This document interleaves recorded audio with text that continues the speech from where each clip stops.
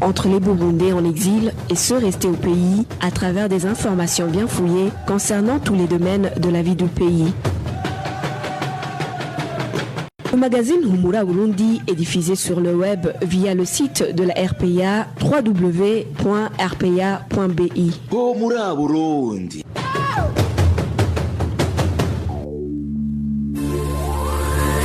À la présentation, Nadège Irakoze.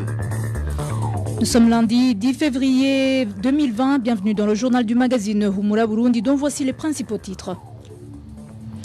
Si des mesures adéquates ne sont pas prises dans l'immédiat par le gouvernement burundais pour lutter contre la propagation de l'épidémie de coronavirus, ce virus peut facilement entrer au Burundi et causer plusieurs dégâts. Après 4 ans de gel des annales, 31 syndicats des travailleurs dans des établissements publics et parapublics demandent au deuxième vice-président de la République de lever cette mesure. Dans ce journal, nous vous parlerons également des réfugiés burundais du camp de Nyarugusu en Tanzanie qui vivent actuellement en cachette suite à la persécution de la police tanzanienne. Voilà pour le sommaire. À la cabine de son, Fabrice Ndimurukundo, ingénieur Régide Mgemelo, assure la prise d'image. Bonsoir, débutons par la page politique. Le secrétaire général du parti CNDD-FDD se comporte déjà comme le président de la République. Dans une descente effectuée le week-end dernier en province Bururi, Évariste Ndayishimiye a participé dans plusieurs activités où il a rencontré des fonctionnaires de l'État et des commerçants.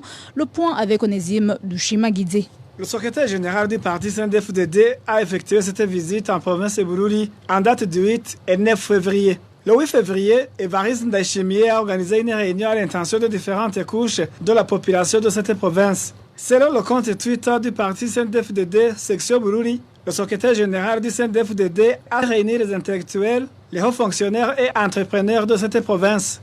Il a prodigué de riches conseils en rapport avec l'indépendance financière. Peu avant, Évariste Ndayishimiye, secrétaire général du CNDD-FDD, avait effectué une visite sur la colline Murara, où il a participé aux travaux communautaires. Dans son allocution, Évariste Ndayishimiye a salué l'initiative de cette population de se construire une école qui rassemblera les élèves venant de tout le Burundi. Il a profité de cette occasion pour donner son appui en leur octroyant 100 sacs de ciment. Au nom de la population de la province Bururi, le gouverneur de cette province a remis à la famille Évariste Ndayishimiye un dos de 6 vaches et de vivres. Évariste Ndayishimiye a été choisi le 26 janvier, candidat du parti CNDD-FDD pour les présidentielles de mai prochain.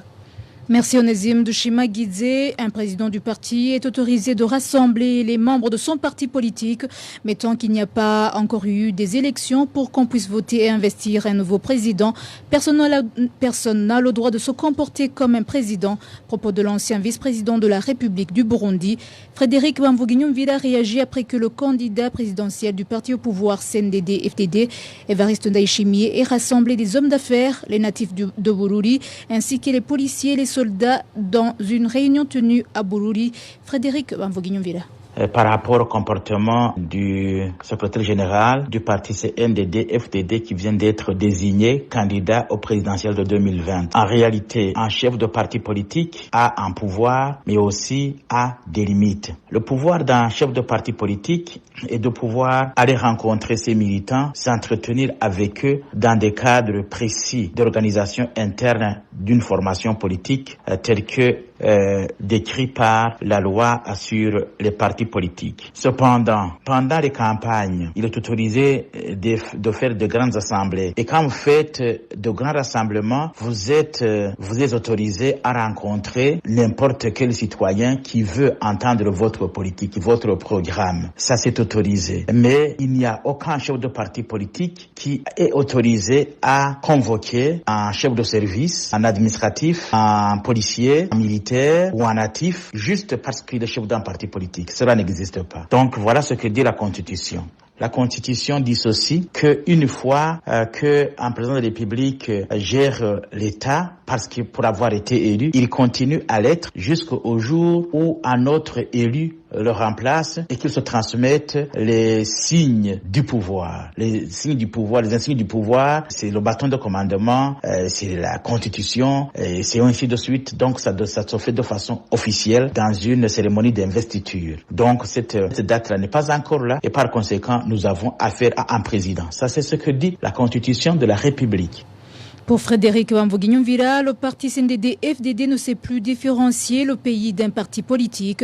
Encore une fois, Frédéric Wamvoguignon-Vira. Que cela signifie? Ce comportement signifie quoi? La première signification de ce comportement d'un secrétaire général d'un parti politique, c'est qu'il y a une confusion entre la confusion de la démocratie au sein du CNDD-FDD. Pour ce parti, le peuple est assimilable au parti politique. La conception de ce pouvoir de la société burundaise est que le peuple est réduit à un parti politique et même tente de intégrer le peuple dans le parti politique. C'est pour cette raison que ils font tout, même en donnant de l'argent, même en donnant des crédits à des gens qui ne sont pas du CNDD-FDD, pour autant qu'ils acceptent de changer le parti politique et entrer dans leur parti politique. Voilà comment ils fonctionnent. Si vous n'êtes pas du CNDD-FDD, vous n'êtes pas citoyen. Être citoyen chez eux, c'est être du CNDD-FDD. Mais leur comportement le traduit ainsi. L'autre signification, c'est qu'il y a de la confusion entre un candidat désigné et un élu président. Un président élu, c'est quelqu'un qui passe par le suffrage universel direct.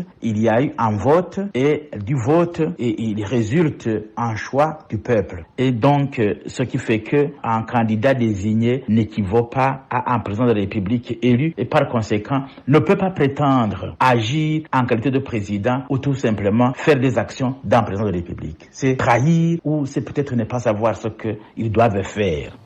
Frédéric Wamvoguignon-Vira a été joint au téléphone par Walter Kwizera. En page sécurité, une personne a été tuée par balle ce dimanche par des personnes non encore identifiées en zone Magara de la commune de Bugarama en province Rumongue. La suspicion sur la sorcellerie serait à l'origine de cet assassinat. Une personne a été arrêtée par la police pour des raisons d'enquête. Le point avec Innocent Valentin Singirangabo. La victime qui a été tuée par balle ce dimanche en zone Magara de la commune de Bugarama, province Rumongue, est connue sous le nom de Célestin Ndabashinze et faisait partie des grands entrepreneurs de la province Rumongue. Selon les habitants de la place, c'était vers 16 heures de ce dimanche lorsque les malfaiteurs non identifiés ont attaqué Célestin Ndabashinze pendant qu'il partageait un verre avec ses amis sur le bord du lac Tanganyika. Célestin Ndabashinze était marié, il laisse une femme et 9 enfants en commune Bugarama. Il a été sauvagement tué par balle ce dimanche 9 février 2020. Il a été fusillé vers 16 heures par des inconnus. Ces malfaiteurs seraient venus d'autres localités car ils ne sont pas d'ici à Magara. Ils lui ont tiré dessus pendant qu'il partageait un verre avec ses amis au bord du lac Tanganyika. Il est mort sur le champ et par la suite, ses agresseurs l'ont égorgé. Selon ce témoignage, la suspicion sur la sorcellerie serait à l'origine de cet assassinat. Il y a des rumeurs qui disent que Célestin serait sorcier, ce qui constituerait le mobile de son assassinat. Même s'il pratiquerait la sorcellerie, le tuer n'est pas la meilleure solution. Les militaires et policiers qui se trouvaient sur la position à Magara sont intervenus et ont parvenu à arrêter un suspect qui serait parmi les criminels. Le commissaire provincial de police, Melchior Akiziman, affirme cette information, disant que les enquêtes ont déjà commencé. Merci, Innocent Valentin Singirangabo. Et en province Ngozi, les habitants de la commune de Ruhororo, membres des partis de l'opposition, accusent les Imbonerakure d'avoir imposé un couvre-feu dans cette commune. Ces habitants demandent la cessation de ces activités nocturnes des Imbonerakure. Les détails avec Eloge Divin Remesha. Les habitants de la commune de Ruhororo font savoir qu'actuellement, les Imbonerakure se sont substitués aux forces de l'ordre. Ces habitants révèlent qu'à partir de 20h, un individu arrêté en pleine rue par des Imbonerakure subit de mauvais traitements. Ce citoyen témoigne. Nous sommes trop inquiétés par ce qui se passe dans notre commune ces derniers jours. Les Imbonerakure ont remplacé les forces de l'ordre. À partir de 20h, la circulation dans la rue est interdite. Si tu es attrapé au-delà de 20h par ces Imbonerakure, ils te battent sérieusement en t'accusant que tu es un malfaiteur. Si tu n'as pas d'argent pour leur donner, là alors la situation peut devenir pire. Les informations provenant de la commune de Ruhororo indiquent que ce sont les opposants au parti CNDD-FDD qui sont plus malmenés par les Imbonerakure. Et ces derniers seraient soutenus par l'administrateur de la commune de Ruhororo ainsi que les forces de l'ordre. Ce qui est sidérant, c'est que ni l'administrateur ni la police, aucun d'eux n'a déjà essayé d'arrêter ces activités nocturnes. Ces Imbonerakure visent surtout les membres des partis de l'opposition. Logiquement, aucun ordre ne peut être exécuté sans que l'administrateur ait donné son accord. Nous trouvons que l'administrateur y est pour quelque chose. Il devrait d'ailleurs expliquer pourquoi il laisse les Imbonerakure faire des actes dans la commune qu'il dirige. Et même si c'était pour assurer la sécurité, c'est aux forces de l'ordre de le faire et pas les Imbonerakure. Ces habitants membres des partis de l'opposition demandent la levée de ce couvre-feu ainsi que l'arrêt de toutes les activités nocturnes des Imbonerakure. Nous demandons l'arrêt des pratiques de ces Imbonerakure afin que toutes les personnes puissent circuler librement car nous ne comprenons pas pourquoi sur toute l'étendue de la province Ngodi, c'est dans la seule commune de Ruhororo où il y a eu l'imposition de couvre-feu. Contacté par téléphone, Mirukundi Mamert, administrateur de la commune Ruhororo, à propos de ces activités nocturnes des Imbonerakure, et elle nous a répondu qu'elle ne peut pas s'exprimer sur la radio RPA car elle ne la connaît pas. Retrouvez les différentes productions de la RPA sur Facebook, YouTube, Twitter et sur www.rpa.bi. À présent, page santé, le ministère de la Santé publique ainsi que la direction de l'aéroport de Bujumbura devraient mettre en place des structures capables de diagnostiquer tous les voyageurs en provenance de la Chine dans le but de lutter contre la propagation de l'épidémie de coronavirus. Réaction du docteur Arkad Nkurunziza suite aux informations qui disent qu'il y a des étudiants burundais qui rentrent actuellement au pays en provenance de la Chine sans qu'ils soient examinés, ce qui peut propager ce virus si rien n'est fait dans l'immédiat. Suivez le docteur Arkad Nkurunziza. nuko ubushikiranganji bw'amagara y'abantu n'abashinzwe ikibuga cy'indege boshiraho ibikorwa bituma bamenya abantu baje uko amagara yabo yifashe bakavuga bati arabaje tugiye kubakira. Le ministère de la Santé publique et les responsables de l'aéroport devraient créer un dispositif permettant de connaître l'état de santé des passagers en provenance de la Chine, qu'ils mettent en place un groupe de médecins qui connaissent les symptômes, les moyens de prévention et les méthodes de traitement de cette maladie. S'il y a un cas suspect, que ces médecins les surveillent de près. Et pour ceux qui n'ont pas encore présenté les symptômes, soient mis en quarantaine pendant 14 jours, car la période d'incubation varie de 2 à 14 jours. Au cours de cette période, on ne peut pas savoir si l'on est malade, mais on peut contaminer les autres. C'est pourquoi il est conseillé de garder ces gens-là pendant cette période pour que, si par hasard elles sont contaminées, elles ne contaminent pas leur famille à leur tour.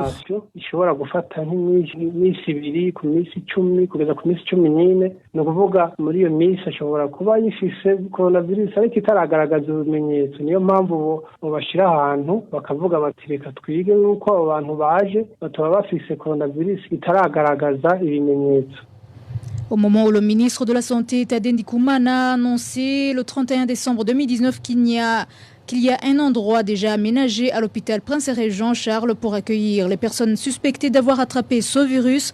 Une source de la RPA à cet hôpital affirme que cette information est fausse et que cet endroit n'existe pas encore à l'hôpital Prince-Régent Charles. Toujours à ce propos, le Burundi et la Chine peuvent enregistrer d'énormes pertes si jamais le vaccin du coronavirus n'est pas encore découvert. Propos de Faustin Ndikumana qui s'intéresse aux questions économiques.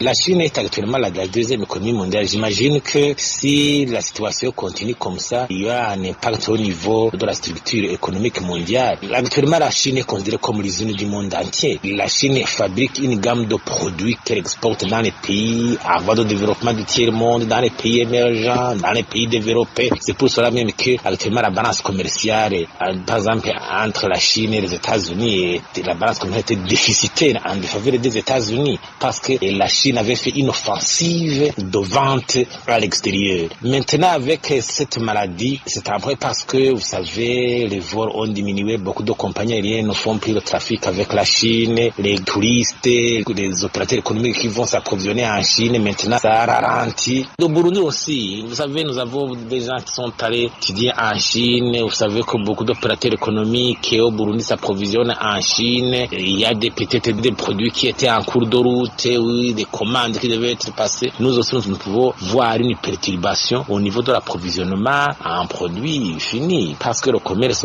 du Burundi avec la Chine aussi, c'est l'un des pays asiatiques qui font le commerce avec le Burundi de façon intensive. Si du moins on analyse la structure de la balance commerciale, alors ça veut dire que l'approvisionnement aussi au Burundi peut être perturbé ici sur place. Parlons à présent gouvernance. 31 syndicats des travailleurs dans des établissements publics et parapublics demandent la levée de la mesure de gel des annales et autres avantages. C'est dans une correspondance qu'ils ont adressée au deuxième vice-président de la République à la fin de la période de 4 ans de gel de ces annales qui avait été décidée par le gouvernement.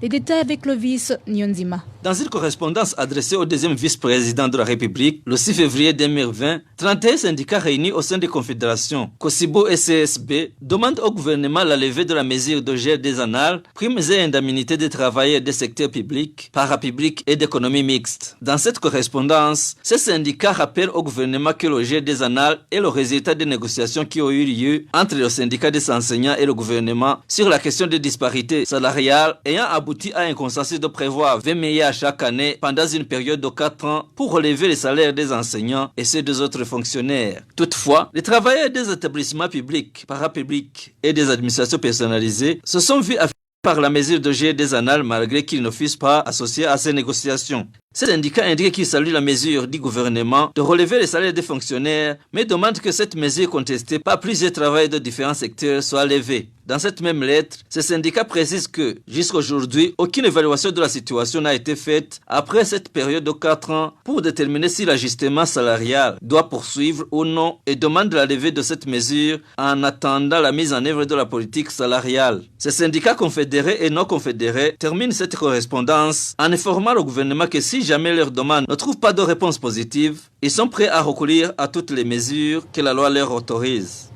Merci Clovis Nyonzima. Il demande au gouvernement de revenir sur la mesure de la Banque de la République du Burundi de fermer tous les bureaux de change. Ils sont les cambistes, selon eux. Cette mesure de la BRB leur causera une perte énorme, mais aussi aux commerçants qui importent leurs marchandises. Le point avec Vicky Chris Nineletse. C'est une mesure qui vient de nous assujettir, cela hante certains cambistes. Ces derniers indiquent que la mesure de fermer tous les bureaux de change dans le pays causera des pertes énormes. Si le gouvernement, à travers sa banque centrale, prend cette décision de fermer les bureaux de change, vraiment c'est une lourde perte pour nous, mais également pour le pays. Personne n'amènera ces devises au Burundi pour les vendre à un petit taux au moment où ces devises sont vendues à un taux un peu élevé au Rwanda ou à RDC. On ne sait pas comment ces commerçants vont vivre sans devises, car nos francs burundais ne peuvent pas importer les marchandises. Ils travailleront à perte puisqu'ils manqueront de devises. Ces cambistes indiquent que la Banque de la République veut faire disparaître leur métier, le métier qui faisait vivre leurs familles respectives. Nous lançons un appel vibrant au gouvernement qu'il puisse lever cette mesure, car partout dans le monde, on a le marché noir, même aux États-Unis d'Amérique. Il faut que le gouvernement le fasse pour le bien de sa population. Cette mesure de fermer tous les bureaux de change indépendants a été annoncée le 7 février et sera mise en application depuis le 15 février prochain. Selon certains économistes, cette mesure vient faire chuter l'économie du pays. Merci Vicky Chris Nineletse. Dans un instant, la page agriculture. En page agriculture, le directeur général au ministère de l'Environnement, l'Agriculture et l'Élevage interpelle les agriculteurs de s'atteler au travail pour augmenter la production agricole. Au cours d'une conférence de presse qu'il a animée ce lundi, Jean-Claude Mbarushimana a saisi l'occasion pour informer les agriculteurs que la distribution de l'engrais chimique commence ce mercredi 12 février 2020. Il demande aux institutions impliquées dans ce domaine, à savoir les directions des bureaux provinciaux de l'environnement, l'agriculture et l'élevage, et à l'administration de bien suivre l'opération de distribution des engrais pour que cette saison culturelle soit couronnée de succès. Lors de la dernière distribution de ces fertilisants, certains agriculteurs n'ont pas été servis alors qu'ils avaient déjà payé leur argent. En page réfugiés, plutôt 2 réfugiés burundais du camp de Nyarugusu situé en Tanzanie vivent en cachette car ils sont recherchés par la police tanzanienne.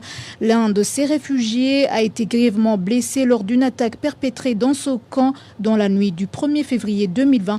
Les détails avec Emmanuel Ndaishimiye. Lamek Nakarutimana et son fils Aminadab Nzoisenga sont les 2 réfugiés qui viennent de passer plusieurs jours en cachette dans le camp de Nyarugusu. Dans la nuit du 1er février, un groupe armé a attaqué leur domicile, blessant Lamek Nakarutimana au pied. Sa fille Nehema Irambona, elle, a été tué au cours de l'attaque. Après quelques jours passés à l'hôpital, Lamek Nakarutimana s'est rendu chez lui pour assister à la levée de dés de sa fille. Mais ses voisins lui ont signalé que depuis quelques jours, il y a des gens qui viennent chez lui et prétendent lui apporter une assistance financière. Ses voisins lui ont toutefois expliqué que c'était des policiers en tenue civile qui cherchent à savoir où se trouvent les douilles et des cartouches récupérées dans le ménage attaqué. Les voisins pensent que ces policiers ont l'intention de faire disparaître toute preuve liée à cette attaque du 1er février. Les réfugiés du camp de Nyarugusu demandent au Haut Commissariat des Nations Unies pour les réfugiés de protéger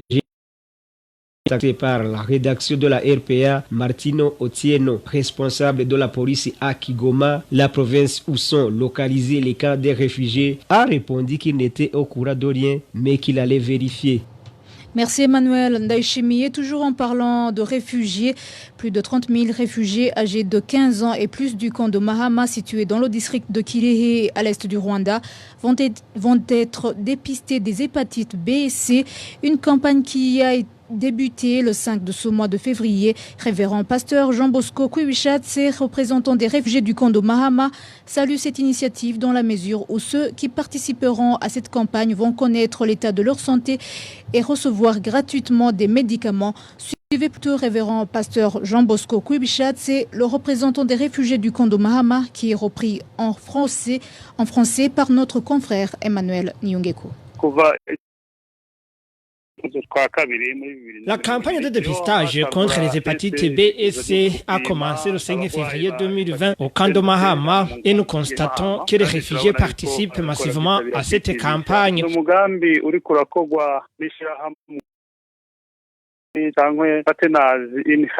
C'est un projet initié par les partenaires dans le domaine de la santé au Rwanda. Notre camp de réfugiés compte 19 villages et 9 quartiers. Les activités sont encore au début et les gens continuent à se faire dépister. Selon le programme, au moins 34 000 réfugiés vont subir ce test de dépistage ici au camp de Mahama. Il est encore tôt pour savoir le nombre de ceux qui sont déjà atteints par ces maladies. Mais ce qui nous réjouit, c'est qu'ils bénéficieront des médicaments gratuitement. Ce test concerne les personnes âgées de 15 ans et plus et nous pensons que tout le monde y répondra. Nous sommes en train de solliciter pour qu'on accorde aux élèves les jours de vendredi et samedi pour cet effet.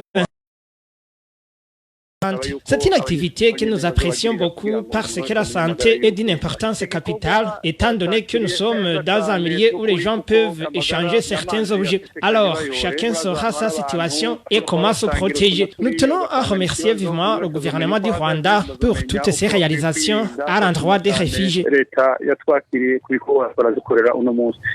Cette campagne, qui va durer un mois, a été initiée par le gouvernement du Rwanda en partenariat avec le HCR et les organisations ARC et Save the Children qui œuvrent dans le secteur de la santé dans ce camp de Mahama. Et voilà, c'est ici que nous clôturons le journal du magazine Humura Burundi de ce lundi 10 février 2020. Merci de nous avoir suivis. Merci à l'équipe rédactionnelle ainsi qu'à l'équipe technique.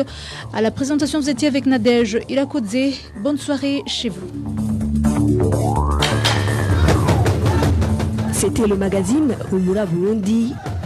Un magazine campant pour relier les Burundais en exil et ceux toujours au pays à travers une information de qualité.